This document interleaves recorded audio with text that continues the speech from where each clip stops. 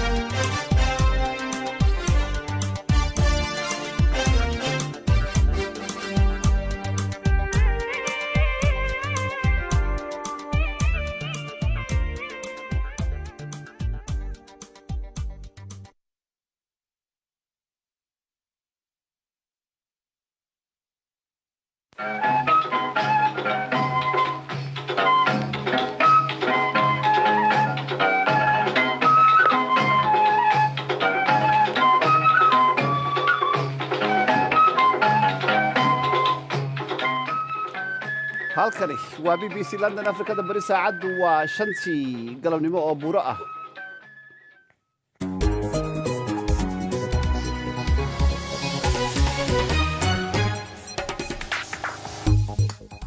kulanti wanaagsan idilkiinba akhyaarta na dhegaysanaysaa meel kastoo aad caalamka ku sugan tihiinba waa maalin salaasa ah bisha January-na waa 1 sanadka 2019 waana sanad cusub goorna waxaad maqli doontaan barnaamij gaar ah oo aan ugu tala galnay sanadka 2019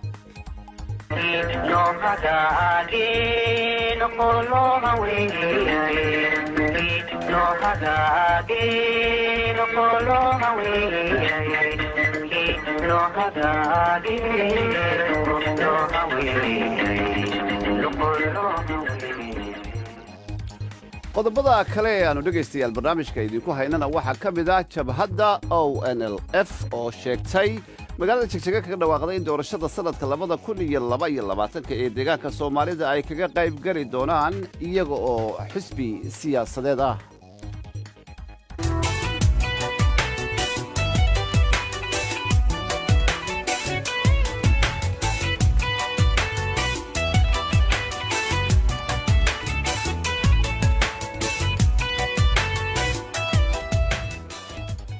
waxaa kale oo aad maqli doontaan halkii ay ku dambaysay dibadbaxyadii iyo qaskii ka socday dalka Suudaan madaxweynaha dalkaasi ma iscasili doonaa mise waa uu ku dhiganaan doonaa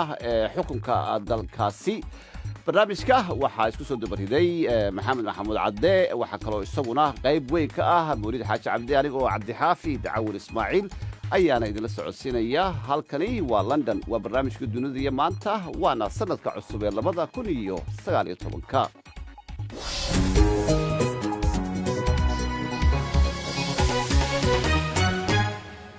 marka horese dhegeystayaal waxaynu ku bilaabaynaa wararka BBC-da Axmed Mursal oo ku sugan stuudiyogeena magaalada Nairobi ayaa inoo haya Axmed mahadsanid Cabdi Xaafid Kuuriyada Waqooyi ayaa sheegtay in ay ka go'an tahay in gacanka Kuuriya ay ka saarto hubka nuclearka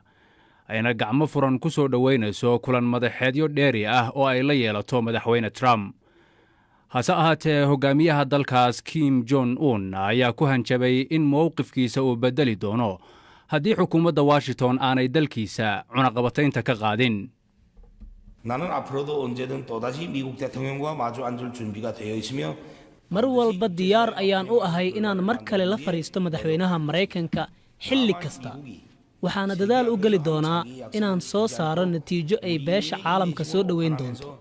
laakiin haddii Mareykanku ay khalad u fahmaan dulqaadka dadkeenna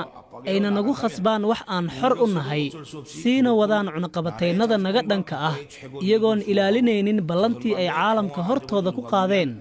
annaguna markaas wax waddo ah oo noo furan ma haysanno. waxaana sii wadan doonnaa hawsheenna si aan u difaacanno qarannimadeenna isla markaana nabad uga dhalino gacanka Kuuriya. 조선반도의 평화 안정을 이루기 위한 새로운 길을 모색하지 않을 수 없게 될 수도 있습니다. ilmo yar ayaa laga helay asagoo nool balse xaaladdiisa caafimaad ay aad u liidato burbur dhisme dumay hoostiis oo ku yaala magaalada Magnitogorsk ee ku taal koonfurta dalka Ruushka. ugu yaraan 8 qof ayaa ku dhintay mashaqadaas. sharciyo aad u adag oo ku aadan dhanka nabadgelyada tiknoolajiyadda casriga ah ayaa ka dhaqangalay dalka Vietnam. xukuumadda dalkaas ayaa sheegaysa in tallaabadan ay uga gol leedahay sidii ay u joojin lahayd weerarada dhanka kombiyuutarada. hase ahaatee sharcigan ayaa sidoo kale oggolaanaya in si dhow loola socdo sharikadaha Facebook iyo Google ayna soo gudbiyaan xogtooda haddii loo baahdo. adeegga internetka ee Jamhuuriyadda Dimuqraadiga ah ee Congo ayaa la xiray maalintii labaad kadib doorashadii madaxtinimo ee Axaddii dalkaasi ka dhacday. mas-uuliyiinta ayaa sheegaya in tallaabadan ay uga gol leeyihiin sidii ay uga hortagi lahaayeen waxa ay ugu yeereen faafinta natiijooyin been abuur ah. hase ahaatee kooxaha u dhaqdhaqaaqa arrimaha bulshada ayaa sheegaya in tallaabadani ay tahay mid ka dhan ah daahfurnaanta. ugu yaraan 9 qof ayaa ku dhintay inta la og yahay dhulgo' ka dhacay gobolka dalka Indonesia ku yaal ee West Java. in ka badan 60 qof ayaa laga yaabaa in ay weli ku aasan yihiin dhoobada hoosteeda. ugu dambayntiina isbahaysiga bidixda dhexe ee Israa'iil ayaa laba u kala jabay wax yar uun ka hor doorashada guud. isbahaysigan ayaa galay kaalinta labaad doorashadii dhacday sanadkii 2015. hase ahaatee wixii intaasi ka dambeeyey isbahaysigan ayaa lumiyey taageeradii dadweynaha. warkiina waa naga intaas aan dib idinkugu celiyo Cabdixaafid Cawil Ismaaciil. axmed mursalo oo inala socodsiinayey wararka BBC da isagoo ku sugan stuudioga BBC da ee magaalada Nairobi. aad ayuu u mahadsan yahay. iminkana dhegaystayaal u diyaar garooba qaybaha kale ee barnaamijka inooga hadhay. halkani waa London.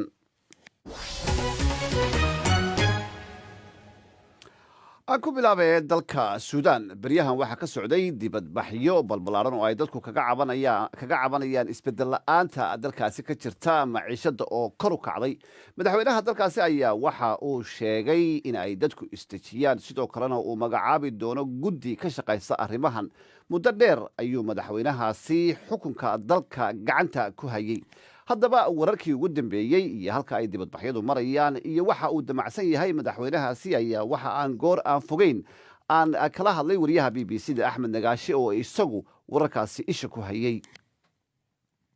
cabdixaafid ow Suudaan waxa ugu dambeeyey hadal uu soo saaray madaxweyne Al-Bashiir oo uu yidhi waxaanu samaynaynaa qorshihii dalka lagaga saari lahaa dhibaatooyinkan sicir bararka iyo dhaqaale xumada jirta. guddina waan u saaray, guddiga oo uu guddoomiye u yahay wasiirka cadaaladda ee dalkaasi. marka booliskana wuxuu faray in aanay adeegsanin awood xaddhaafa marka ay dadka mudaharaadaya ka hortegayaan, walow uu ku daray in ay adeegsadaan wax kasta oo suurto gelinaya in ay ku joojiyaan rabshadaha. marka hadalkiisa qudhiisa ayaa hay-adaha xuquuqda insaanka u dooda qaarkood ay walaac ka muujiyeen oo ay leeyihiin sina wuu u ogol yahay in dadkii xoog lagu muquuniyo, afgobaadsina waxa uu ku leeyahay yaan la adeegsanin awood xaddhaafa. waa tahay axmed, markaa ma u muuqdaa marka isaga iminka la eego iyo qaabka uu u hadlayo nin xilka ka degaya? uma muuqdo xasan albashiir cumar xasan albashiir inuu xilka ka degayo imika umana muuqato sababtu waxa weeyaan waa dhowr arrimood suudaan muddo dheer waxa ka socday jabhado fara badan oo dalka dhinacyadiisa ah baa jiray ha u badnaadaan dhinaca daarfuur iyo dhinaca imika koonfurta suudaanta ah oo ah buuraha nuuba la yidhaahdo jabhado ka dagaalama inkastoo qaarkood ay xoog leeyihiin kuwo badani way kala furfurmeen marka mucaarid xoog leh oo hubaysan oo iminka midaysani ma jiro oo ka hor imanaya dhinaca gudaha marka la eegana waxaa jiro xisbiye aad u tiro badan oo aan laba soo koobi karin oo qaarkood ay soranaysa malaha waa laba nin oo briefcase ku sita waraaqo ayaa xisbiya taasaa markaa waxa u suuro gelisaa cumar alxasan albashiir inuu mar kasta yidhaahdo waxaan keenayaa wadahadal qaran baa la isugu imanayaa tala midaysan baa la isugu imanayaa marka xisbiyada uu mar walba isku keeno dabeetana uu yidhaahdo waxaanu isku raacnay inaanu dowlad wadaaga dhisno oo la gaadhsiiyo dalka sidii dhibaatada looga saari lahaa tii ugu dambeysay waxay sameeyeen dhowr bilood ka hor oo uu isku shaandhayn sameeyey markaad isku wada geyso arrimaha jiroo dhan cumar xasan albashiir ma ahan inuu diyaara inuu xilka si sahlan kaga tago sababtoo ah waxaa jira iyaduna cabdixaafid oo aan maanka ku haynaa in maxkamadda dembiyada dagaalka ee i c c ay waaran lagu xidhayo oo maxkamadda lagu hergeeyo ay soo saartay taa qudheedana baqa uu ka qabaana waa jirataa waa yahay dhinaca kale axmed haddii aynu eegno waxaynu ognahay in iminka quwadihii waaweynaaye caalamka ay isbedeleen shiinahii iyo maraykankii turkiga laftiisa sacuudi arabiya marka badiba dadka ka faalooda arrimaha africa in la kala jiidanayo dalalkaas africa ayaa muuqata oo sacuudiga iyo turkiga oo kale wadamada africa islaamka iminka dee loolan ka dhexeeyo dadka qaar ka faalooda siyaasadahaas waxay sheegayaan inay lug dowlado kale ku leeyihiin taa maxaad saad u aragtaa cabdixaafido waxaa jirta mar kasta dowladda suudaan waxaad moodaa in ay si u ciyaarto isku dheeli tiran marka xidhiirka ay la leedahay dalalka kale waayo ruushka iyo shiinaha oo quwadaha bariga ugu xooga waaweyna xidhiir fiican bay la leedahay suudaan turkiga oo kale oo isaguna ah waddan ay hogaamiyaan xisbi cilmaani ah laakiin lagu sheego inuu leeyahay khalfiyad islaamina xidhiidh bay leeyihiin waxaa kaloo ay xidhiidh la leedahay turkiga sacuudiga oo ay iska soo horjeedaan oo waa tii ka qayb qaadatay suudaan dagaalkii yamaneed dhowaan wuxuu cumar xasan albashiir socdaal ku tegay aan lasii shaacinin dimashik oo bashaar al asad u tegey waxaa kaloo iyaduna jirtay xidhiidhka reer galbeedka oo aan sidaa usii fiicnaan jirin baryihii hore in ay haatan u soo wanaagsanaaday cunaqabatayntii dhaqaale ee maraykanku uu saaray laga qaaday beri dhoweyd mukhaabaraadkooga laftoodu ay gacansaar fiican leeyihiin oo isa soo taraya markaad waxaasoo dhan eegto waxaad moodaa albashiir inuu haysto kalsooni ah uu kaadhadh badan ku ciyaari karo oo uu isleeyahay muddo aad ku sii joogto ayaa jirta oo mid walba waxa uu kaa doonayo ayaad si u milicsiin doontaa uu kaa helaya axmed nagaashe wariyaha b b c da ayuu kaasi ahaa gooraan sii fogeyna khadka telefoonka ee stuudioga magaalada nairobi kula xidhiidhay iyo wararkii ugu dambeeyey ee xaaladda suudaan halka aad dhegeystayaal nagala socotaana waa laanta af soomaaliga ee b b c da barnaamijkii dunida iyo maanta ayaad degeysanaysaan waana barnaamijkii ugu horreeyey ee dunida iyo maanta ee sanadkan 2019 waxaa inoo soo socda dhegeystayaal fanaan aad ka heli doontaan oo barnaamijka inagala qayb qaadan doona waa kuma waa axmed saki balse haddii aynu halkaa kasii soconno qodobada kale waxaa ka mid ah jabhadda onlf ayaa maanta magaalada jigjiga uga dhawaaqday inay doorashada 2022 ee deegaanka soomaalida ay ka qayb gali doonaan iyaga oo ah xisbi jabhadaasi dagaal hubaysan waxay kula jirtay dowladda etoobiya waxaana dhowaan heshiis la gaareen dowladdaasi waxaana jabhadda laga saaray liiska argagixisada ee ay hore dowladda etoobiya ula gashay haddaba maanta shir jaraa'id oo ay ku qabteen magaalada jigjiga cabdiraxmaan maxamed sheekh mahdi oo ah xogayaha arrimaha dibadda ee jabhadaasi onlf shirkaasi jaraa'id kadib ayaa waxa waraystay wariyaha b b c da cabdi naasir sheekh maxamed xikam saan u sheegay shirka jaraa'id maanta aan qabtay aan ku sheegay jabhadda wadaniga xoreynta ogaadenya 1991kii ay xisbi ka noqotay dalkan oo ay doorashada ka qayb gashay oo maamulka u horreeyey deegaanka soomaalida ka dhistay hadda soo noqoshadeedana waxay maanta dhiglaar garanaysaa inay si buuxda siyaasadeeda dib ugu noqon doonto oo si nabadgelyo ah doorashooyinka soo socda uga qaybgeli doonto ayadoo laba heer uga qaybgelaysa mar oo aan laf ahaan marna isbahaysiga xorta ee soomaaliyeed muxuu ka dhigan yahay isbahaysiga xorta ee Soomaaliyeed dhammaan xisbiyada Soomaaliyeed ee dalka ka jira qaar ba xulfanahay inaan common platform sameeyno oo marka aan doorashada ku wada galno hadhow dawladda soo socotaan ku dhisnaa magaca Soomaaliyeed magaca doorashada ku galeysaan waa ONLF magaca dawladda ku dhisaysaan waa isbahaysiga xorta ee Soomaaliyeed ONLF waxa jira deegaanada badankooda way ka howlgalaysaa laakiin deegaanada ku xoog badan tahay ku qabiyo waxa jira xisbiye kale oo ay la tahay isbahaysi oo deegaano kale ku xoog badan way xisbiyada aad isbahaysiga la tihiin doorashada isla galeysaan hadda waxaa jira xisbiga Sarda oo saldhigiisu yahay Dirdaba xisbiye kalena waan rajaynaynaa inay abuurmaan iyo kuwa kale iyo deegaano kale Soomaaliyeed oo maxaa ayagana diyaar u inay maartay iskaashadaan jabhada waddanka xoreynta ugaadeen dhowr iyo 20 sano ka hor ayaad idinku xisbigan dawlad deegaanka Soomaalida ka dhisan ee maanta Mustafa Maxamed Cumar ku fadhiyo kursigiisa aad idinku aad samayseen maanta ma la oran karaa dhowr iyo 20 sano dhowr iyo 20 kaas sano oo dhiig badan ku daatay bartibaad ku soo noqoteen ma la oran karaa ma lama oran karo dhowr iyo 20 sano annagu dalkeena kama maqnay waan joognay annagu si siyaasi ah nabadgelyo xaqeena ku raasanay ay dawladda Itoobiya waaga xukuntay dalka ay weerar nagu qaado dalka naga saartay hadda ayadii un baa adana ogolaatay in si nabadgelyo dalkeena aan xaqeena u raadsano marka wadadii aan haynay un baan haynay laakiin waxa isbedelay waa siyaasadda dawladda Itoobiya marka hore baan xayiraysay annaguna mabdiyan waxaan aaminsanahay shucuubta inay xaqooda ku raadsadaan si nabadgelyo ah hadii loo ogolaado waan annaga dagaalka waan lagu qasbay waddanka waan laga saaray haddana uu furmay dalkeena aan ku soo noqono shacabkeena aan midayno aan horumarkiisa iyo xorriyadiisa iyo muxuu ahaa ay ka tashigiisa aan si nabadgelyo aan ku heli karno sabab duurka u jirna ma jirto dagaalano 2022 kay doorashada dhici doontaa marka ma isleedahay waxyaabaha xisbigu uu doorasho ku gali doono dhan sanadka intaas ka horeysa dhameystirin kartaan jabhadana waa jabhada san weeye shacabkeena taageeradiisa 70% aan aaminsanahay wuxuu shuruucda xanibayna waan ka howlgalaynaa waan diyaarsanahay anagu way xisbi hadda la asaasay man xisbi dhisan awood leh oo shacab leh oo xubno ku filan leh oo deegaankana awood ku leh muxuu ahaa qalbiga shacabkoodana hantay baan nahay hadalkaagii waxa kamid ahaa maanta shirka jaraa'id markaad haysay inaad xooga saari doontaan dadka laga tirada badan yahay ama dadka siyaasadda aan soo qoobka soo galinin dadkaas waa dadkee wallahi hadda inaan dadka kala shisheeyo ma jecli laakiin waa la yaqaan dad waxa jira deegaano ku firirsan oo aan cod doorasho toos lahayn oo yani u baahan si gooni ah adduunkana way ka dhacdaa dad yoga noocaas oo kale ee xaqiran ee xuquuqdooda aan si fiican ama awood siyaasadeed ku qabsan lahayn waa in si gooni ah loo tixgeliyo marka si positive ah ayaan u soo hormarin doonaa oo aan ugala mid dhigi doona shacabka kale Soomaaliyeed deegaanka degan saaxiibkiin Daawud Ibso iyo xisbigiisii ONLF ba waxa lagu wadaa maartay jinqin xagga siyaasadda isku turturna uba dhacay maalmo dhaweydna deegaanka Soomaalida wax badan ba ka shanqadhayay ma la oran karaa idinka qudina suxul siyaasadeed badan ku socda wallahi horta siyaasaddu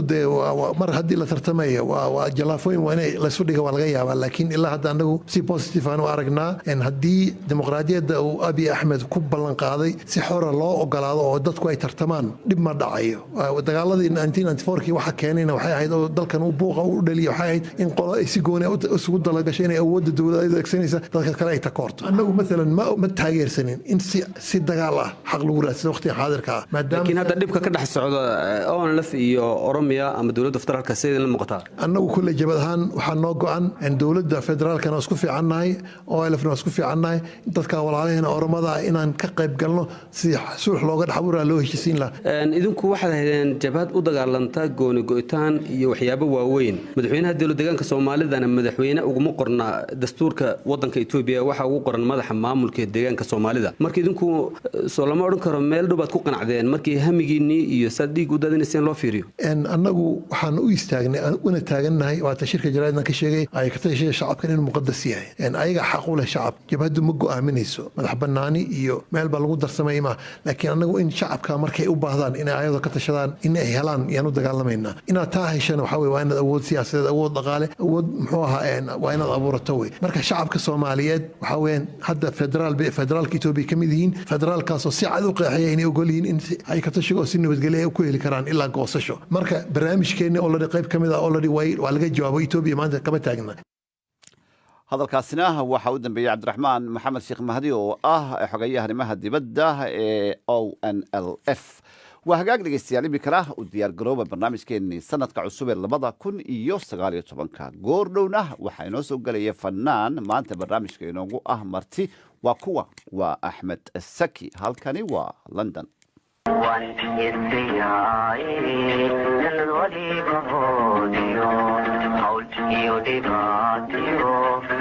ومهد المدينة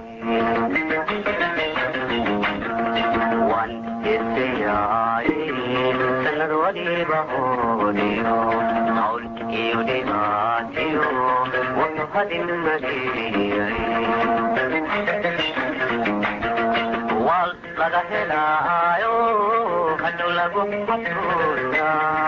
واللغة هلايو هدو لغو حسولا no hagagi no kolo hawi no hagagi no kolo hawi no hagagi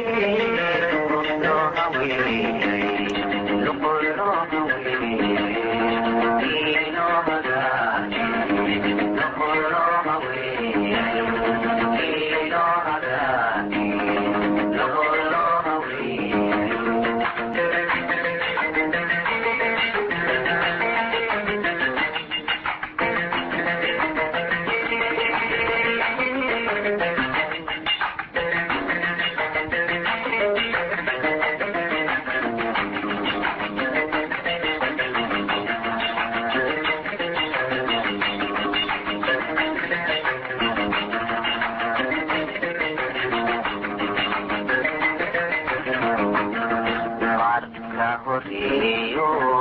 hodanaana dhaafe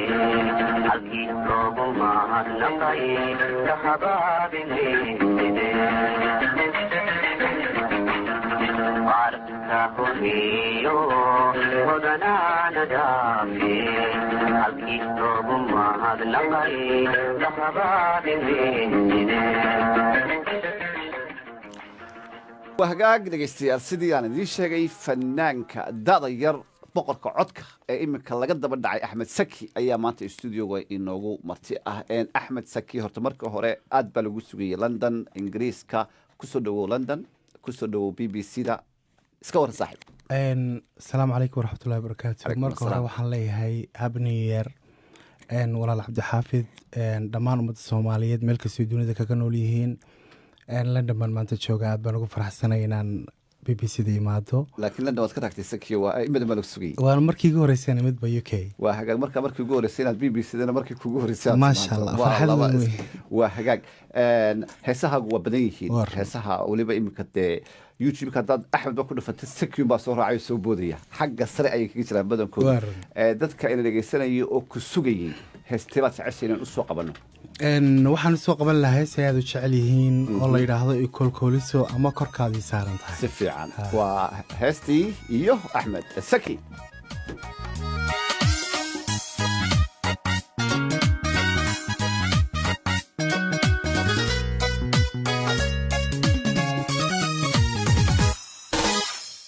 darmaan quruxiya kaslay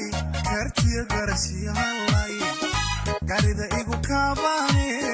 kalsoonida idhistay darmaan quruxiya kaslay kartiya garashiyaalay garida igu kaabane kalsoonida idhistay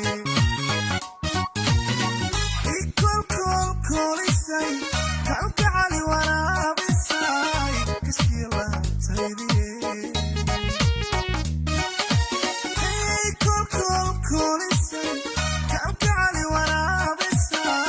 kashkiilaantaydiye adaan koonka ku jeclay qalbiga kelibahaad ku tahay kaanama ku hayahayo korkadii saaran tahay kaanama ku hayahayo korkadii saaran tahay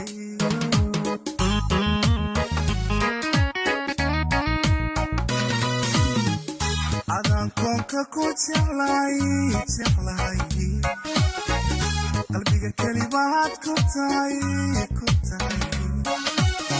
kaanama ku hayahayo korkadii saaran tahay kaanama ku hayahayo korkadii saaran saarantahay saarantahay saarantahay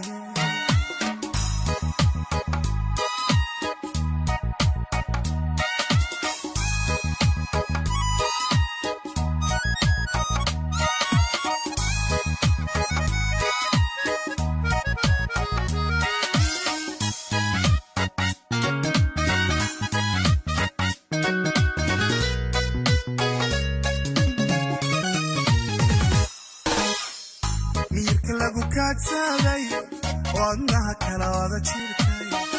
laxaadada lagu kaciyo lafta dhabarkiyo kubkaay miyirka lagu kaadsaday wadnaha kala wada jirkay laxaadada lagu kaciyo lafta dhabarkiyo kubkaay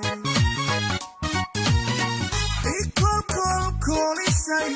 kalgacali waraabisay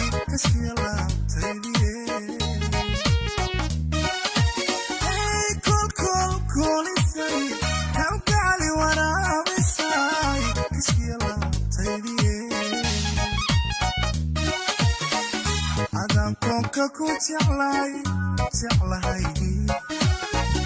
qalbiga kelibahaad ku tahay kaanama ku hayahayo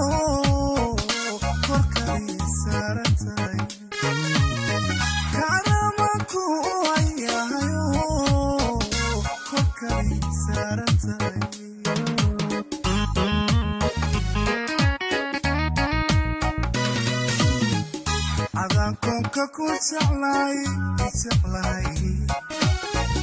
qalbiga kelibahaad ku tahay kaanama ku hayahayo korkay saarantahay kaanama ku hayahayo korkay saarantahay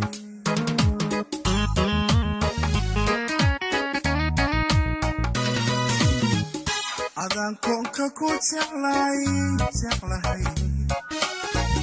qalbiga kelibahaad ku tahay kaanama ku hayahayo korkay saarantahay kaanama ku hayahayo korkay saarantahay saarantahay saarantahay saarantahay saarantahay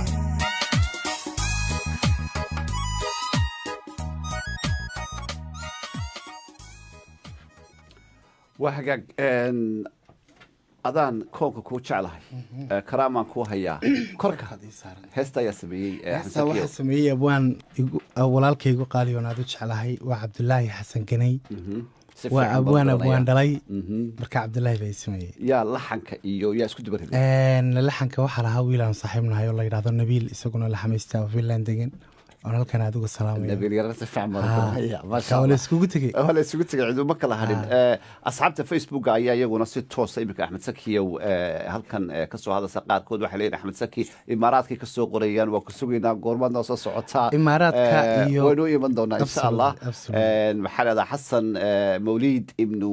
si arag waxa uu leeyahay aad ayaan idiin salaamayaa liibaan cali khalaas oo isaguna jooga xamar muqdisho salaan aad iyo aad u qiimo badan ayuu leeyahay dhammaan shaqaalaha bbcda iyo fanaanka axmed saki iga gaarsii wuu ku maqlayaa cabdirasaaq yare isaguna cadnaan yare oo isaguna moscow kasoo hadlaya ayaa isaguna kaa salaamaya cabdi geesi oo isagana kasoo hadlaya magaalada boorame ayaa isaguna le dhammaantiin waan idin salaamaya looma kala hadhin yaxye khaalid waxa uu joogaa burco isaguna burco beriga dhaweedaad tagtay somaliland maa tegin waa tagtay miya sababtaas reer burco badani burco hees qaaliyana noo qaaday waa hagaag dhowr dhalinyaro iyaguna burco kasoo hadlay ayaa halkan ku qoran magaalada lagu yidhahdo gaalkacyo asxaabba iyaguna kaasoo salaamaya cabdiqaadir sulub ayaa ka mid ah heesaha kale ee axmedow aan inoo hayo waxaa ka mid ah heestan dhaqan masai iyo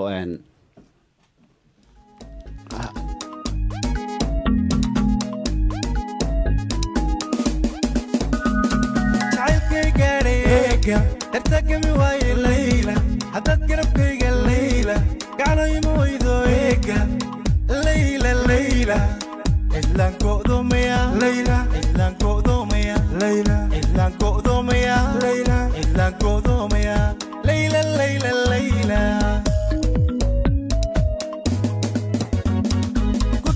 kalgacaylka ku gaara naftayda garowso dareenka ku gaxsan bogayga guddoon kalgacaylka ku gaara naftayda garowso dareenka ku gaxsan bogayga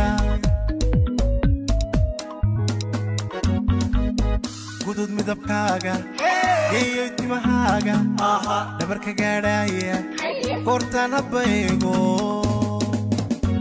gudud midabkaaga geeyo timahaaga dhabarka gaadhaya kortaana habbaygo way way way gudud midabkaaga geeyo timahaaga dhabarka gaadhaya kortaan habbaygo gudud midabkaaga geeyo timahaaga dhabarka gaadhaya kortaana habbaygo way way way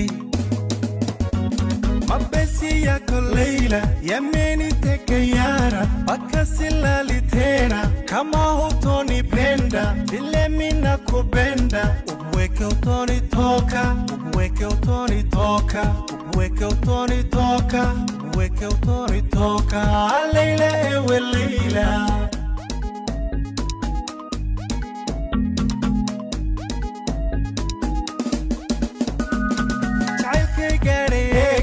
dartagami waaye layla haddaad garabkayga layla gacnoyma waydo eega layla layla cidlaan go'doomaya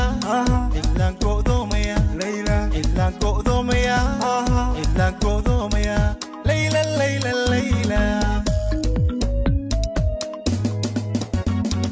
ku yaal qalbigayga adaa ka dhex guuxa adaa gobay maanka gabboodka samaystay ku yaal qalbigayga adaa ka dhex guuxa adaa gobay maanka gabboodka samaystay gobbaad tahay dooran gaashaantida joogta waxaad gabdhahoo dhan ku dhaaftay garaadka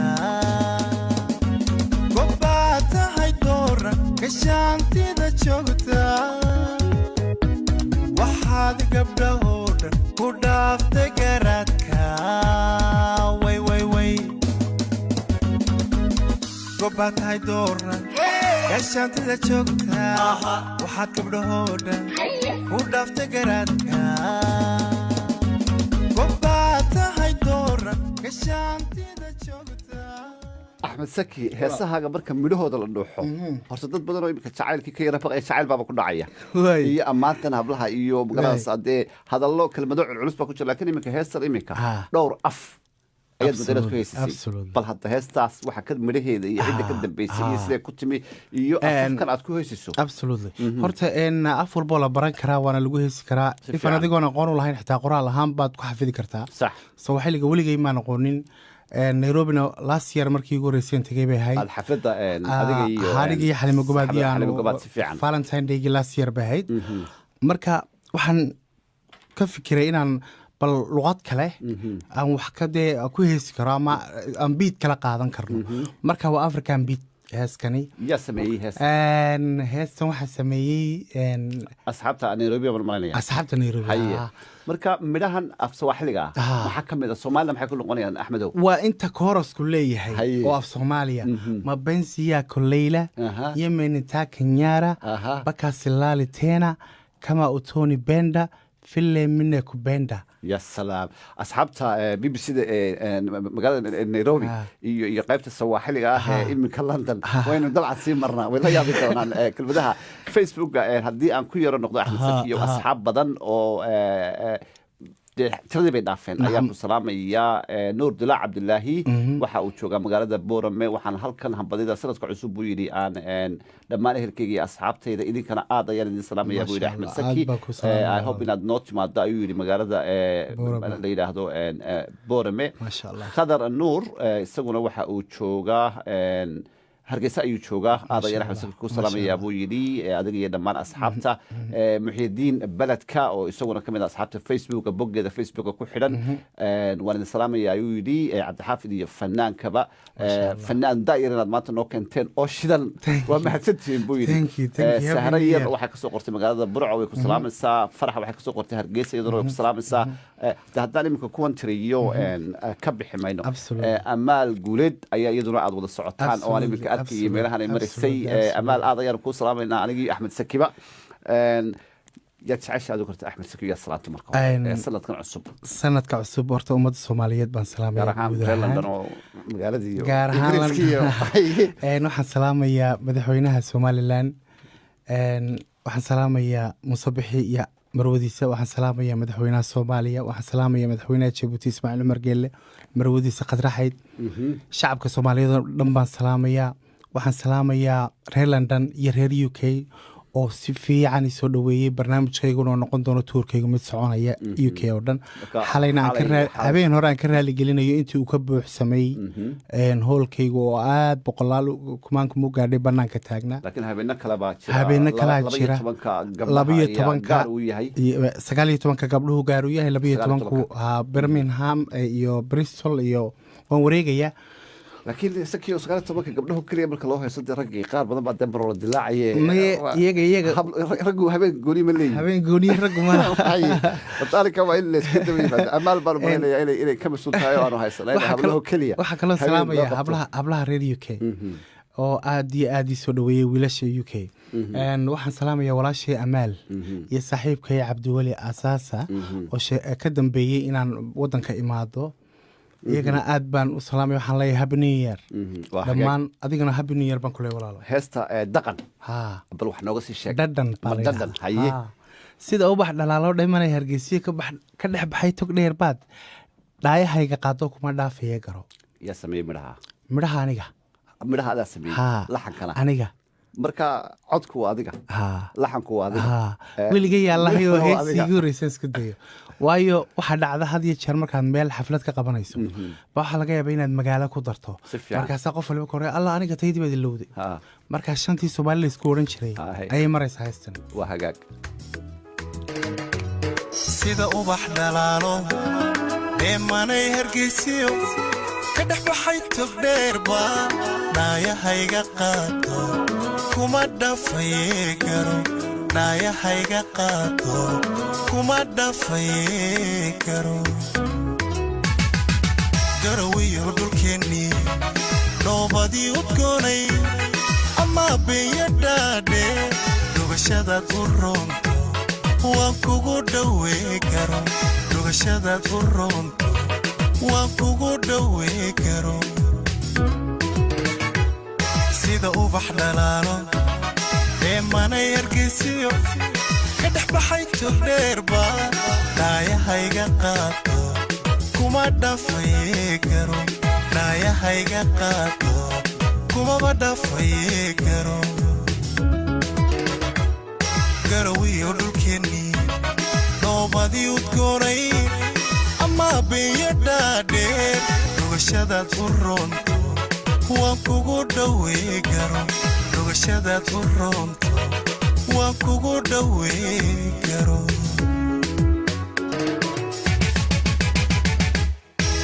haddaan dheef wadaagno dhay xamar kumaalo dhalintuna ciyaaraha arooska ka dheeran way inoo dhacnaalay way ahaha way inoo dhacnaalay haddii dhuuxa jigjiga iyo halka dhaqanka laga helo dhaanta aan ka tumalay farxad baan la dhicilaa way ahaha farxad baan la dhicilaa haddaan dheef wadaagno dhay xamaar kumaalo dhalintuna ciyaaraha arooska ka dheeran way inoo dhacnaalay way ahaha way inoo dhacnaalay haddii dhuuxa jijiga iyo halka dhaqanka laga helo dhaanta aan ka tumalay farxad baa la dhicilaa way way way ohoho farxad baa la dhicilaa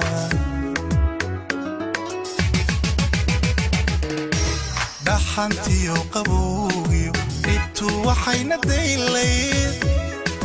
xebta dhinacyadeediyo dharabkii jabuutoon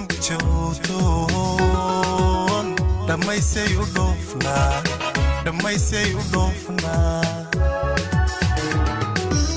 cashaqeennu dhaxaaliyo dhadhan wuxuu ku leeyay dhammi waa dhulkeenne garsiyo madheeriyo wajeernaa dhinac mari dhaxantiyo qabowgiyo dhibtu waxayna daylay xebta dhinacyadeediyo dharabkii jabuuto dhammaysay u dhoofnaa cashaqeennu dhaxaaliyo dhadhan wuxuu ku leeyay dhammaan waa dhulkeenne garsiyo madheeriyo wajeernaa dhinac mari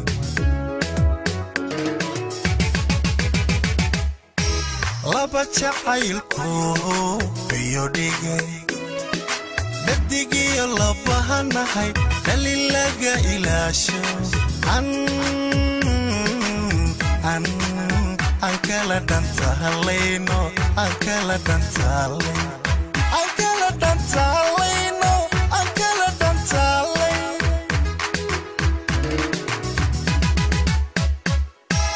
laba jacaylku biyo dhigay dhadigiyo labahanahay dhalin laga ilaasho aan kala dhantaalayno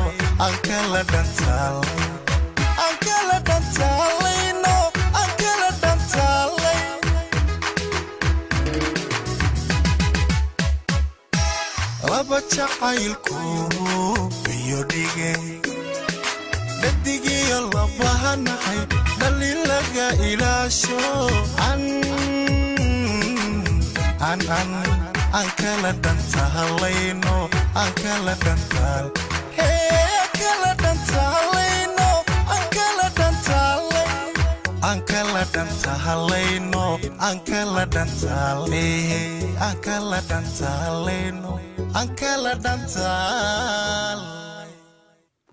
waa hagaag dhegaystayaal weli waxaa toos la socotaan barnaamijkii aan ugu talagalnay sanadka cusub ee 2019 halkani waa b b c london waxaana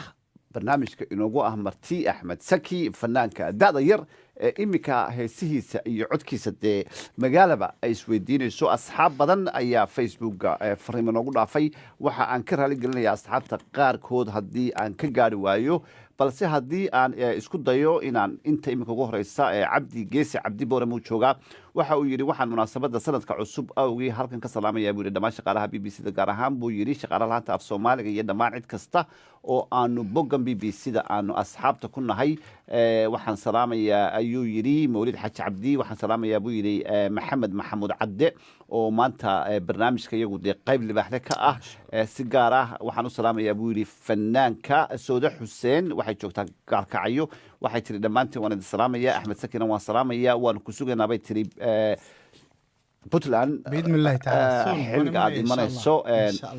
natiib jarane waxa uu isaguna joogaa degmada gunagdo ee gobolka jarar waa deegaanka soomaalida ee iminka etoobiya waxaan marka hore salaamayaa ayuu yidhi daadahiya barnaamijka waan kaa qaaday waxaan salaamayaa yidhi marka xigta bulshada soomaaliyeed fanaanka ayaan salaamayaa buu yidhi abwaan axmed ciir jiir isaguna wuxuu yidhi soomaali meel kastoo ay joogto ayaan salaamayaa marka axmedow way badan yihiin asxaabta aanaan ka gaaraynin raalli ahaada salaanta axmed saki waa idinka guddoomay annaguna waan soo salaamaynaa heestan horta axmed sakiyo dhulka soomaalida ilaahay siiyey waa dhulka ugu quruxda badan Absolutely. ugu udgoon Absolutely. marka aad eegto xagga buuraha badda iyo daaqa iyo dhirta kaale arag heesuna waa kasoo baxaan weliba way ku macaan yihiin dalkii baan imika ka yimid oo haye aniga dalkii lagama karayaba niyo inaad ku noqoto inaan dalkii joogo baan doonayaa oo aanad kaba soo bixinba dee marka la leeyahay dhulkaa Soomaaliya nimca fadhida wax badan baa ka jira wallahi nimcooyin baa fadhiya nimcooyin heestana adaa tan gobolada ha booqasho aad booqashada ku tagtay heesti maseer way noo soo socotaa goordha waynu cayaaranaa laakiin axmed saki ahaan waxa aan doonaynaa ku weydiiyo asxaabta qaarna ay soo qorayaan fariin ah goormaad sakiyo horta inaad heesi karto oo codkana inuu maya markaad bilowday maaha bilowga waa laga horeeyaa moogtahay goortaad inuu cod kugu jiro uu soo baxay goormay ahayd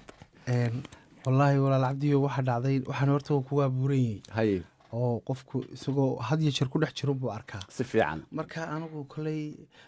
waxaan garanayaa horta markii horena wadaad baan ahaan jiray haye wadaadnimadana waa lagu dambayn doonaa insha allah marka waxaa igu horreysay koley 2008 marka heestii kuugu horreysay qaada tabay ahayd waxay jamaad waa hagaag fanaaniinteennii hore fanaan buu ka dambeeyaa fanaan buu heesihiisa jecel yahay haddii lagu yidhaahdo axmed sakiyow markii aad daranaysay axmed saki ahaan ha ku dhalan oo fanaan kale ku dhalo keebaad noqon lahayd maxamed axmed kuluc allah yarxam araaximiin isaga iyo dhammaan fanaaniinta iyo muslimiinta meel kasta allah u naxariisto heestaa inagu soo maqanay waxaan masayr masayr waxaa le abwaan la yidhaahdo abshir oo degan maxaa la yidhahdaa waddanka denmark abshir qiso uun guud ahaan u dhacday uu ka sameeyey marka waa gabadhuu fahmi laayahay waxa ku dhacay way masayrtamiya masayr inuu ku dhacay inay aan macnihii jacaylkii ka batay in wuxuu ku soo garan waayay intii wuxuu ku sheegu garan waayay deetana midhahan uu markaa ku sheegay waa hagaag waa heesta masayr iyo axmed saki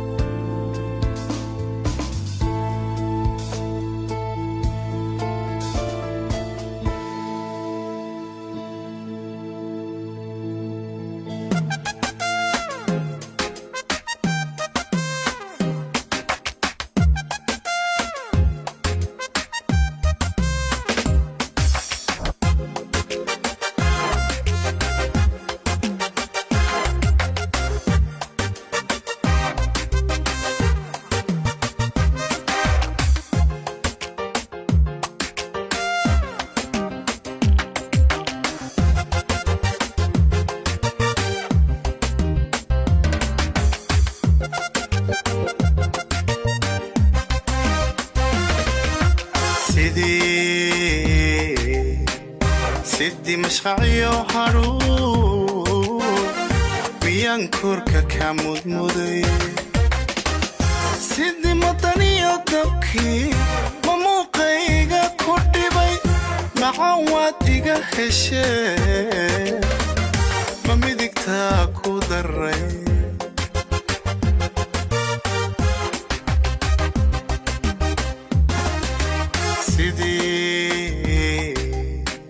sidii mashqacyo haruur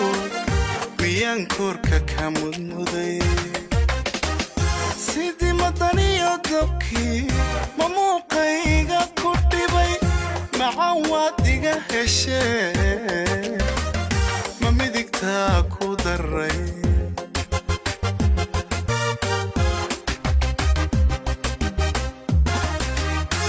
ma muraaqa kugu dhacdo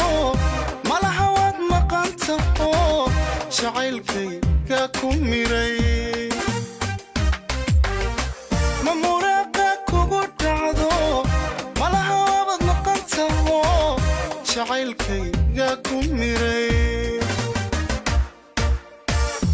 inaasoo waa maraane ma muraayadiba jabto marta waad xidhan tahay muuqaagu baan arkaa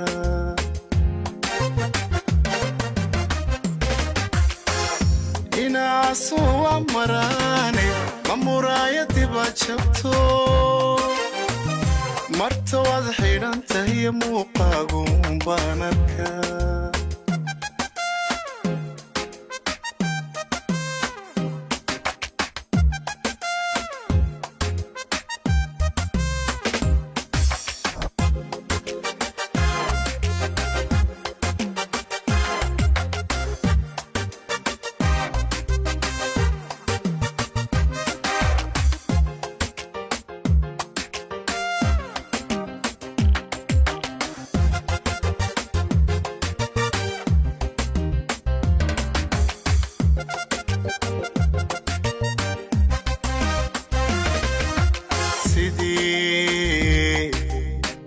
sidii mayigii gugyo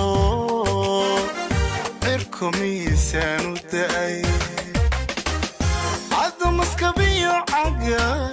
intuu mawlaay ku dhigay mushaxa barwaqado mahad eebbe ku jira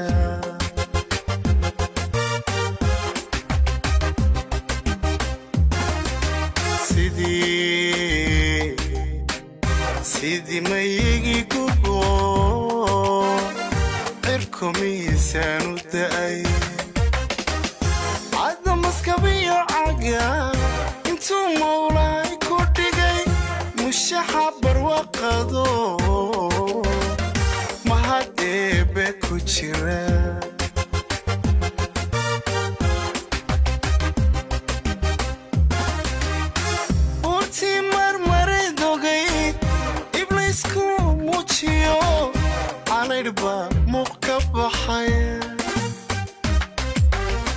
urtii marmare noga ibliisku muujiyo calaydhba muuq ka baxay inaasu waa maraane ma muraayadii baa jabto oo marta waad xidhan tahay muuqaagu baan arkaa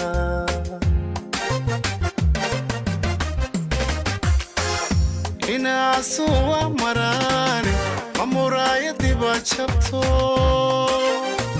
oo marta waad xidhan tahay muuqaagu baan arkaa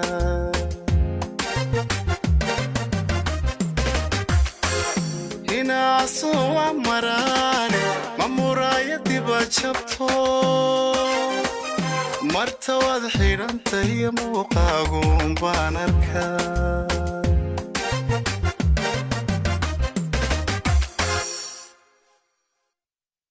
hagaag meel kastoo aad joogtaan dhegaystayaal sanad wanaagsan axmed saki fanaanka da'da yar codka dahabiga ah sida ay asxaab badanna facebook ku soo qorayso ayaa maanta barnaamijka inoogu ah asxaabta facebook axmed sakiyow waa fariimihii waa soo bateen hadhowta aan layna odhan dawaad iga tagtay bar inta aynu awoodno xariir maxamed cali hargeysa ayuu joogaa ugu horeyn waan salaamayaa buu yidhi adiga iyo daadiyaha adiga iyo fanaanka dhammaan asxaabteeda ayaan salaamayaa buu yidhi meel kastoo ay joogto cadnaan maxamed axmed isna wuxuu joogaa magaalada boosaaso waan idin salaamayaa ayuu yidhi gacaliyayaal adiga iyo axmed saki waa fanaan ugu qaaliya buu yidhi weli waa kaa sugaynaa buu yidhi puntland ilaa inaad noo timaado khadar yare isaguna hargeysa ayuu ka soo qoray aad ayaan idiin salaamaya ayuu yidhi isaguna asxaabta iyo dhammaan ummadda soomaaliyeed meel kastoo ay caalamka joogto iid qaasim burco ayuu isaguna ka soo qoray waxaan salaamayaa buu yidhi bahda b b c da gaar ahaanna buu yidhi asxaabtayda laanta af soomaaliga axmed saki baan salaamayaa buu yidhi iyo cid kasta oo magacayga iyo muuqayga taqaana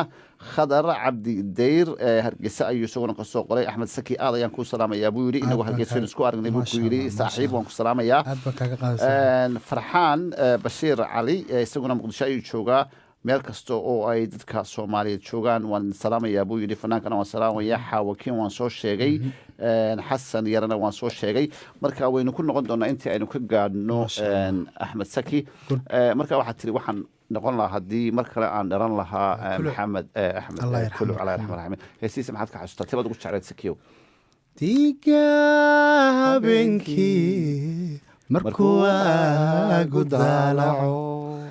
iyadood ogsoonto dayaxa oo barhka la maqan dabubta ugu yeedha haddii iminka aanan Axmed Saki odhan lamaba garteenba dadka qaar ba ku marib lahaa hablaha fanaaniinta ah kuwii hore iyo kuwa dambe iyaga bal iga waran maasha allah horta ma dookhayga macnihii dookhaaga dabcan hablaha fanaaniinta horta waa beri maasha allah aad baan u jeclaa dhammaan intii dhimatay allah u naxariisto waxaan ugu jeclaa Saare Axmed Jaamac Xaliimo Khaliif Magool waa hablihii codka dahabiga lahaa Khadra Daahir ma tirin karo Aamina Cabdilaahi dhalinyaro ayaa soo baxday iminka Axmed Saki iminka dhalinyaradiina oo iyaga laftoodu mararka qaarkood soo tolo ma fanaaniintii hore heesaysa Hargeysa markaa tagtay xidigaha geeska si fiican ayaad u wada baashaasheen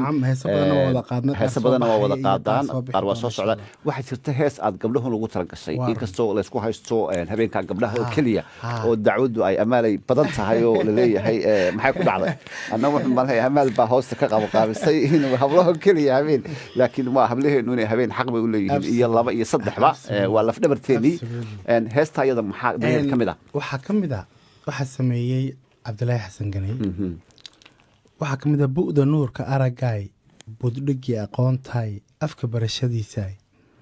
halka lagu dhex beermaay halka laga bilaabmaay halka lagu barbaaraay bilis xawleeyey inkastoo laboodbu ama boqorra sheegtaan ma badan xaqiino si kastoy u baanaan barta aad ku filantiin raggu buuxin kari waa shaki kuma jiro amaal soo dhawow hadalladaas yacnihii way ku dhaqaajinayaanba runtiina dee gabdhaha Soomaaliyeed gabdhaheena waa hooyooyin waa dumarkeennii waa walaaladeen waa lafdhabarteennii heesaha iyo gabayada hadraawi oo kale Axmed Saki dad xasuustay hadallada ku lama dhergin kara baa lagu qabaa yacni ammaan si kasta haddii loogu jeediyo ma inaf ma kuma fila marka heestaas hablahaas habeenka ku furaysaa way tuman tahay insha Allah laxankeedii waxeedii oo dhan waa dhamaystiran muusigeedii Axmed Wali baa tumay hablaha reer London ma nasiib u leh ayaa iyaga ha nasiib ayaa yacni si habeenka markii kuwaad u yeeshay sanadka 2012 reer London oo dhan yes dumarka reer London amaal adigu kusoo dhawartay BBC-da inan baa tahay adiga laftaadu bulshada Soomaalida gaar ahaan Ingiriiska aad looga yaqaano weliba waxa aad ugu fiican tahay inaad asxaab badan oo fanaaniintii iyo dadka martida ah ee inuu yimaadeen aad u soo dhaweyso waana dee dhaqankeedii waa hablahaas uu iminka xabis sheegaya wanaageedii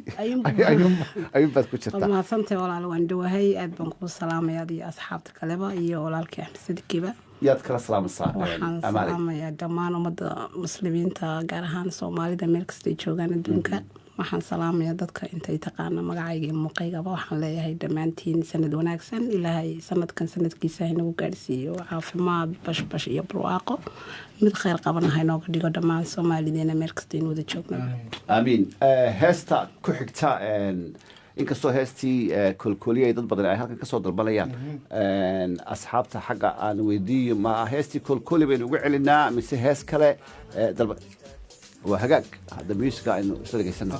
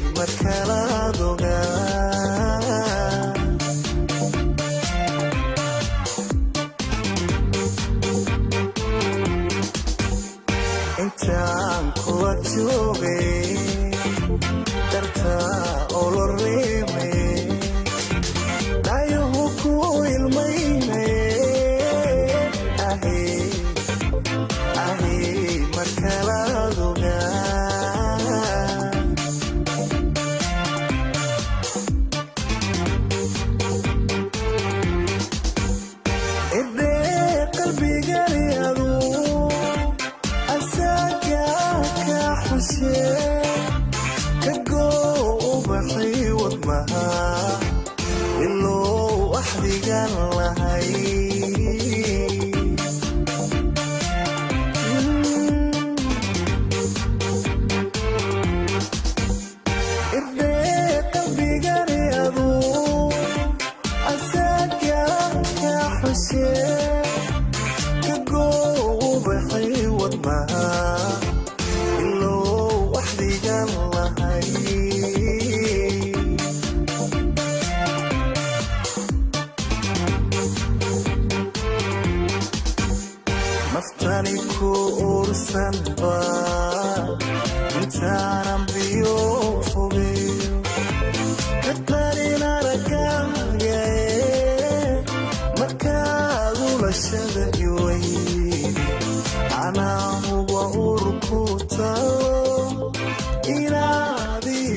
وهاجا dhegeystayaal halkaasi ayaa barnaamijkeenu inooga soo socon doonaa heestuna halkaasi hayay inooga soo socon doontaa dhammaanta iyo Muulid Xaaji Cabdi Maxamed Maxamuud Cadde anigu Cabdi Xaafid Axmed Saki Fanaanka iyo Amaal Guuleed iyaguna marti noogu ahaa waa inoo yacaawa sagaalka fiidnimo asxaabta aan ka ilaaway xayad aragsan iyo salaantiinana waa la idinka gudoomay